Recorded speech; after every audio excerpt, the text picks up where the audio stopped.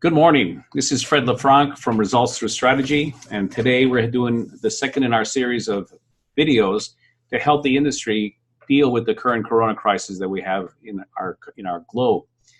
Today I'm joined by Louis Gelman, who's one of the RTS partners who actually lives in British Columbia. I'm going to start off by asking Louis to introduce himself, and we're going to get into it, the thick of things, talking about real estate and what to do about your locations. So Louis, welcome. Sorry to have to meet under these circumstances, but I'm so happy you're willing to take some time out of your day to help the industry. So please introduce yourself and give us your background. Morning, Fred. Thank you very much for taking the time to put this recording together. I think it's really important that we get the right information and education off to the industry on what to do when it comes to your landlords and how to effectively preserve relationships and as well preserve your cash flow and cash that you have in the bank. My background is I'm a former shopping center lease negotiator and commercial property landlord. For many years, I changed sides, if you will, many years ago to negotiate leases on behalf of restaurant chains. And did that for a number of years with a lot of the big brands. And then about 5 years ago, I became a restaurant operator.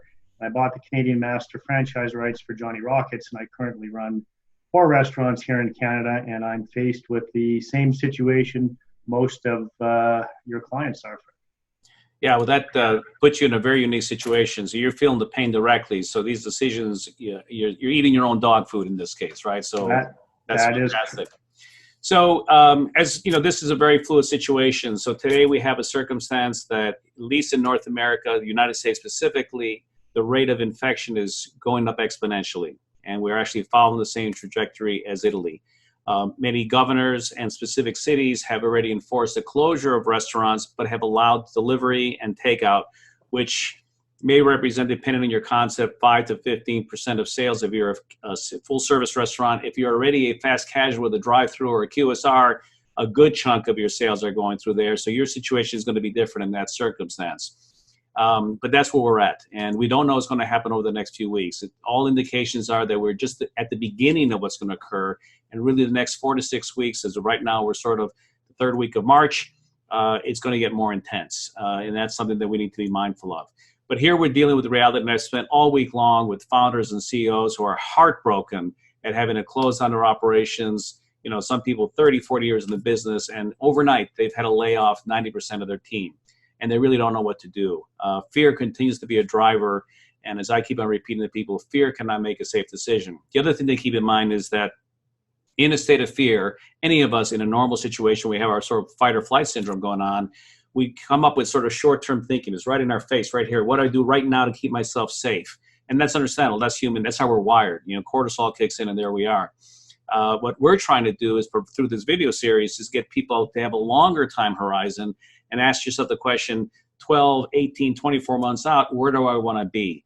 And then that forces you to make a slightly nuanced decision short-term if you're thinking long-term. So let's get into a little bit. Now, we are going to talk primarily about company-owned leasehold interest initially, though there are some nuances also with franchisees, which we'll get to at the end of our conversation. So as I understand it, Lou, and you and I prepared for this, there's 3 basic contexts that we're going to talk about today. The first one is you're going to close the location permanently. It's done. It's over. It's been a weak location, or geographically maybe in an area we just don't see any hope in the future. Number 2, you close temporarily with the expectation to reopen when things change, you know, to the better. For example, I know there's some operations up in Seattle near the, you know, Amazon, Microsoft headquarters that do a thriving lunch business. Well, everyone's working from home. There's no lunch business to be had. They're going to close those possibly just temporarily until people can return back to work, should that occur. And lastly, if you choose to operate in a slightly modified model where you're doing delivery and takeout or drive-through, there's that condition as well. And all of them have different sort of sets of criteria in terms of what to do and evaluate. Does that pretty much work for you? That's correct. Okay, so let's start off with the first one. You're forced to close permanently. This is the heartbreaking one. You're laying everyone off and you're out. But you still have this leasehold obligation to your landlord that you're legally obligated to pay for. So what do you do? What's your starting point? Well, you know, this is a situation that I've dealt with on many occasions, even in the best of times. And so my advice is if the location has to close and you've made the decision to close it, then absolutely stop paying the landlord rent and then let them approach you. It may take a week, it may take a month, it may take 2 or 3 months for the landlord to approach you. But when they do approach you, you're going to get into what I refer to as lease disposition negotiations. And there's a very specific strategy around how to be successful at that. One of the comments that I often make to people when they're looking at a lease disposition is to recognize that in most jurisdictions, the landlord has a duty and obligation to mitigate their losses. So that doesn't mean that you're going to be on the hook for the unexpired portion of the lease term on all the rents and operating costs that are due between now and when the lease expires. And so, that is a reason why a lot of people will often leave locations open that are losing money in the belief that they've got to make these rent payments regardless until the end of term, which can be hundreds of thousands of dollars. Right. In most jurisdictions, that's not correct. So if you need to close the store, close it down, stop paying the rent, let the landlords come to you and have a lease discussion on disposing it. Now, in most circumstances, under most times that I've dealt with it, a formula that I've typically used is you pay 3 months of accelerated rent plus 1 month for every year remaining on the lease term, and that should be a sufficient amount of money to entice the landlord into terminating the lease. Now, there's a whole strategy that goes around that, which we can talk about, which I can talk individually and give some advice to, depending on the situation. But typically, that's a formula that has worked and worked well for me. In today's circumstances, with this crisis, you might be able to get by getting out of leases for even less than that. So let's just talk about, let's take a time frame. You got 10 years left in your lease. Using your formula, I'm going to pay 3 months plus 1 month for each year left in that lease. That's correct. So about 13 months of worth of rent, under most circumstances, should be able to get you to terminate that lease if you use the correct strategy going into those discussions. Right. And that's a whole other right, and that's what you do, right? You're the one who negotiates that. And if I've got 200 units or even 10 units, and I've closed half of them, that's a lot of conversations with a lot of different landlords. So no one's going to be able to do that while trying to figure out how to survive. So we appreciate the value of having an expert come in. Does that get paid all at one time? Is there a payment structure set up for that? How does that typically work? Well, with each landlord, you're going to have a different discussion. And clearly, it would be nice to be able to write the landlord a check. And for those tenants that have the ability to write a landlord a check just to close down a location, they're going to be in a much better position to negotiate a proper termination.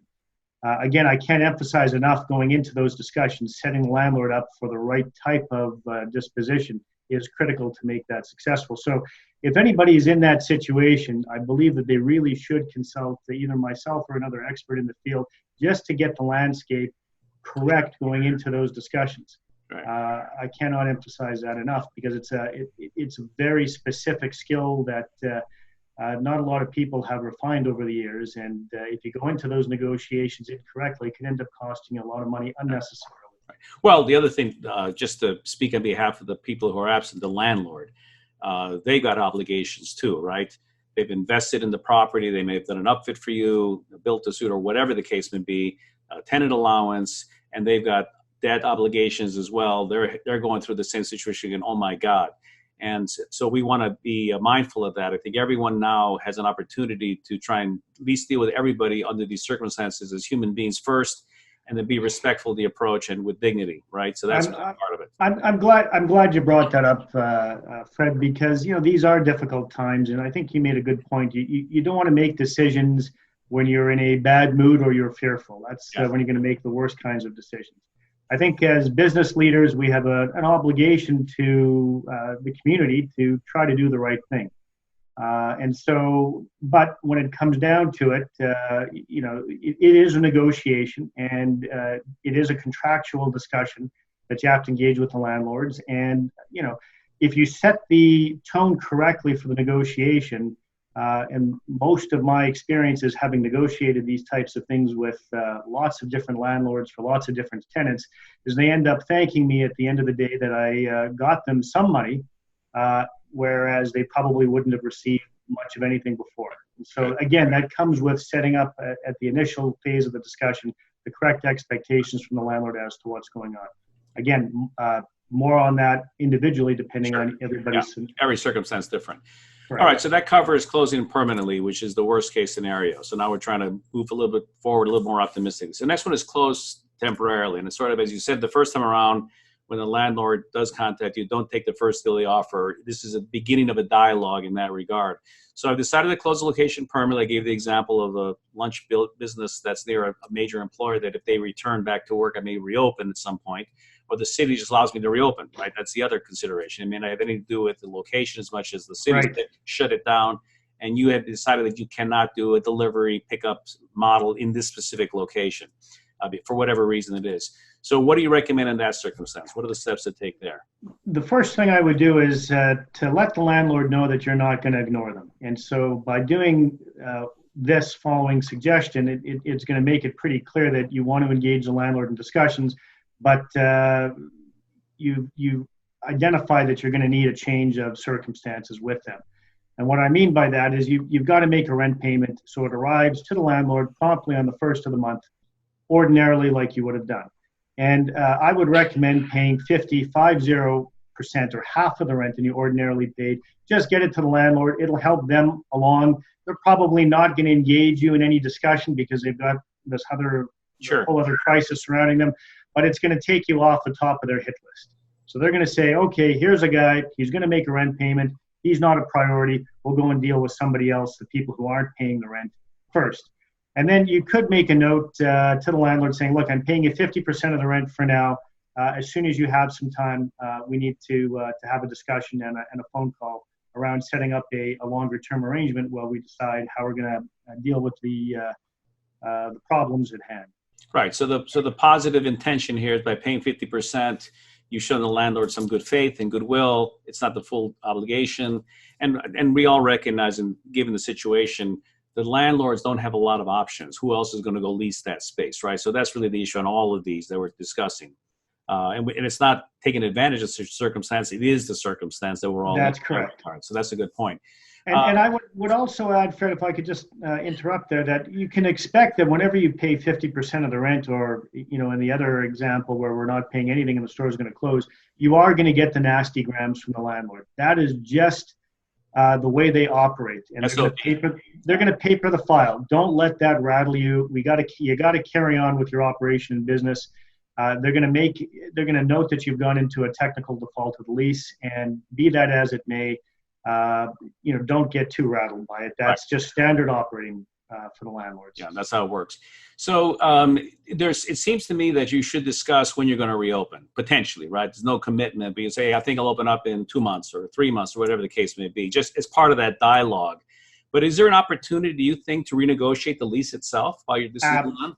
Absolutely. And so my advice to people would be, after you've paid the rent 50%, you're going to get a better idea over the next 3 weeks or 4 weeks or however long, what's happening in the industry, what you think you might be able to reopen that location at, and how long it's going to take to get you up and running, and what kind of sales you do at that point in time. And then you can formulate a new longer term arrangement with the landlord based on that. And landlords love plans. If they see a tenant that's well thought out, willing to make an effort, and show them that, look, I'm going to pay half the rent until we sort this out. And then when you have a better idea as to what you want to do, come to the landlord with a plan, tell them what you expect in sales, show them what percentage of that is capable for you to pay in rent. And then, like I've always said to landlords, is, look, when I'm making more money, I'll pay you more. And you can build that right into that agreement. So are you also going to build in a repayment of the rent you didn't pay, the 50%? I would recommend against that, because that can be devastating down the road. So just when you get your head above water, then the landlord comes back and says, hey, what about all this rent that you didn't pay me when you were shut down? And so there's a big difference between a rent abatement and a rent deferment. Got it. And so I would choose the rent abatement, which is like, hey, you're abating the rent, you're not going to get charged for it, it's forgiven.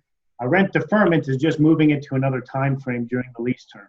But now, you're going to get that in writing then. That's going to show up in that new lease document.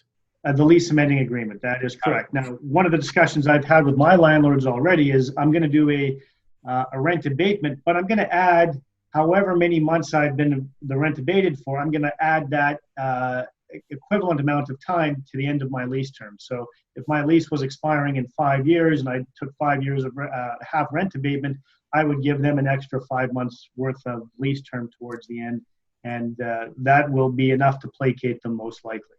Okay. So that's, and again, every situation is individual. We're just giving examples of how that could work out. Exactly. All right. That's good. So, so you're going to have to look at your leases quickly about which the default provisions are, but you'll know anyway. Your landlord's going to send you a nasty gram, so you'll know what it is, and you just keep on talking. Reading, going and having a good thorough review of the lease is something that is always worthwhile, but in this crisis, the lease isn't going to tell you much. You got to pay the rent on the first of every month or you're going to be in a default. Right. So pretty much the entire restaurant industry is going to go into a technical default on the first of this month. What you want to be able to do is show intent that you're going to work with the landlord amicably if you want to keep the restaurant open or if you plan on reopening it, and then engage the landlord in discussions in the weeks ahead when you have a better idea as to what the landscape is. Got it. That's good. That's great.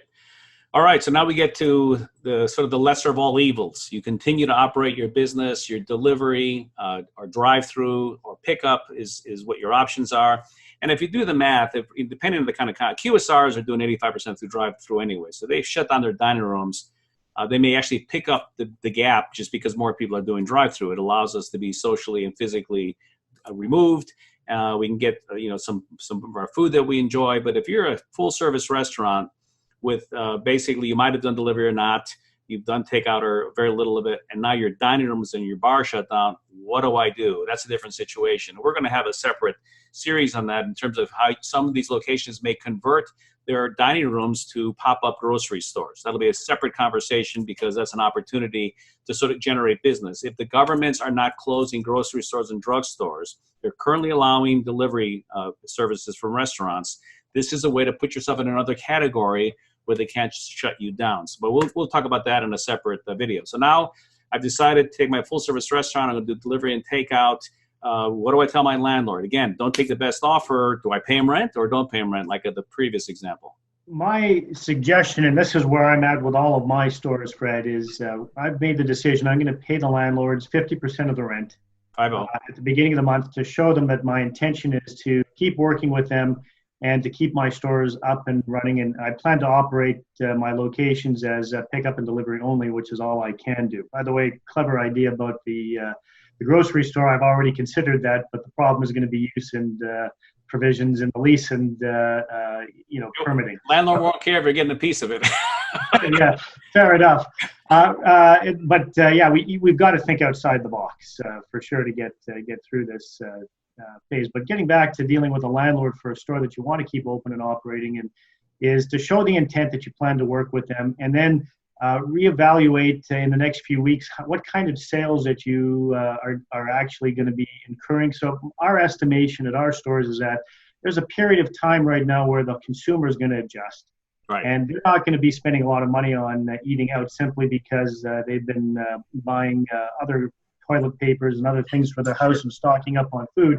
But that's going to come to an end in about 2 to 3 weeks, where we feel that our pickup and delivery is going to spike. So we want to get ready for that. We want to make sure that we have enough food in our kitchens and staff to handle that. And so what I'm telling the landlords is, look, I'm going to pay you 50% of the rent until I see where my sales stabilize for the next few weeks and months ahead. And then I'll pay you probably either 50% of the rent or the greater of 50% of the rent, or 8% of whatever my gross sales are, and I'll pay that on the first of every month. The greater. So if 8% is over $50,000 or 50% of your rent, you pay the 8%. If not, it's 50% of the rent. That's correct. So that will give the landlord some comfort that, look, if sales do pick up, and if the world retools and decides to do a whole lot more pickup and delivery, and now my sales are instead of being down 50 or 60%, I'm only down about 30%. The landlord's going to pick up some of the rent on that. Now, there's going to be all kinds of adjustments that you're going to have to make on the fly. Well, how much a delivery aggregator is charging up? Maybe it's 6% that you pay the landlord. This is something that we're going to just have to wait and see where all of our costs line up. There's some concepts, specifically Darden, who for years has resisted third-party aggregators and still refuses to work with them. And while they've shut their dining rooms down, they are now doing self-delivery, taking their employees and using them as drivers to deliver, which is a good allocation to keep your people employed. Now, there's implications on that, which we're not going to get into in terms of insurance and so forth and so on. But nevertheless, There are, everyone has to be very creative right now. The world has changed permanently for us, at least for the next 18 to 24 months, and we need to think on the fly. It sounds like this model of operating delivery only has some similar qualities in terms of the close temporarily. There's an opportunity to renegotiate the rent terms. There should be abatements. There's other provisions that may go into this. Am I correct in that?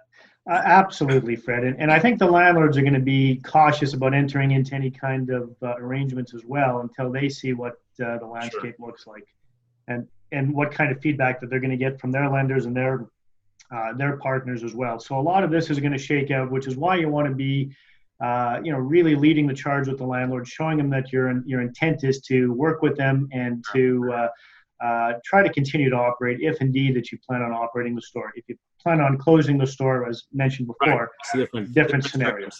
Now, it seems that for right now, we said, review your lease quickly, but it's really about deciding who gets closed, who's closed temporarily, and who stays open.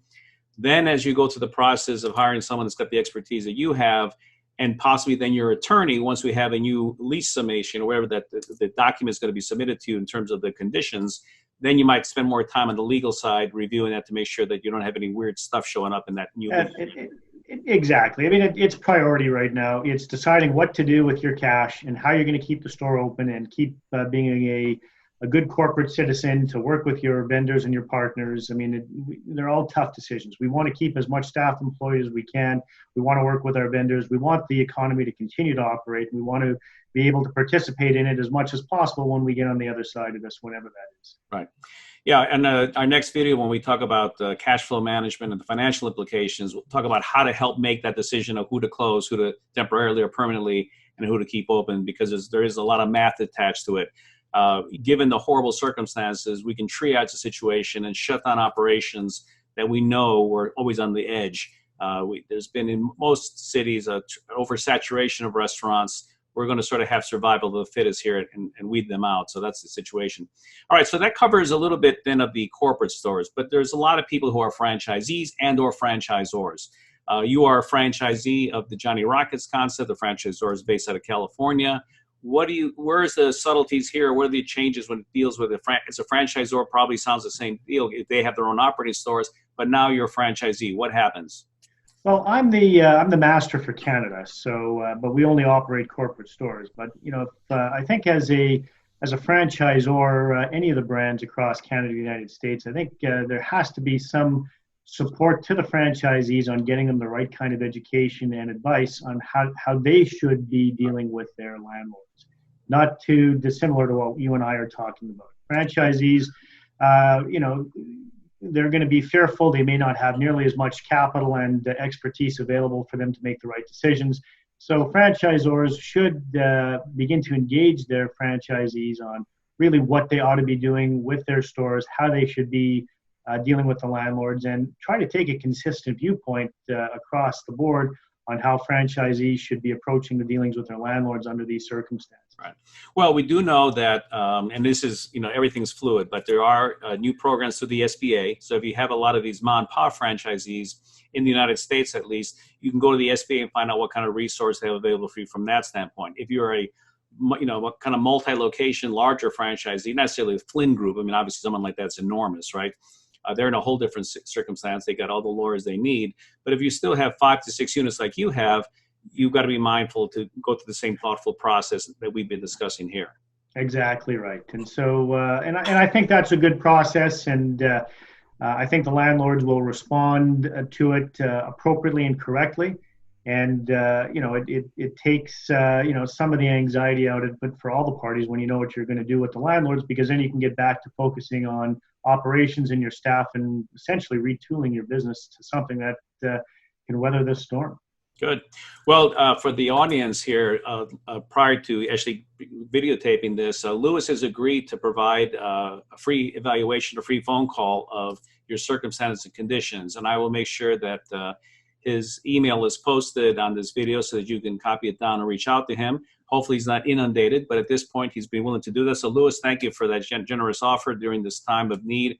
People would definitely appreciate that kind of generosity and kind of help. I will be happy to spend time looking at as many situations as I can and point people in the right direction so that they can make the best possible decisions for themselves. And it's always helpful to me to hear what others are doing in their circumstance, as I'm in the same industry as them. I'm not just a consultant, I'm also an operator. And yeah, I mean, what's that saying? Misery loves company. So well, if we get an overwhelming response, what I've already been planning to do in other areas like the financial area is to hold some video conferences with a multitude of operators that they can sort of have a forum to have questions. So stay tuned, that may be in the future. And for those of you who are watching this, share this with fellow operators so that they know that there's help and resources. We're here to support you. We're trying to get as much information out there as possible to guide you through these horrific times. But stay strong, stay healthy, be well. God bless you. Thank you.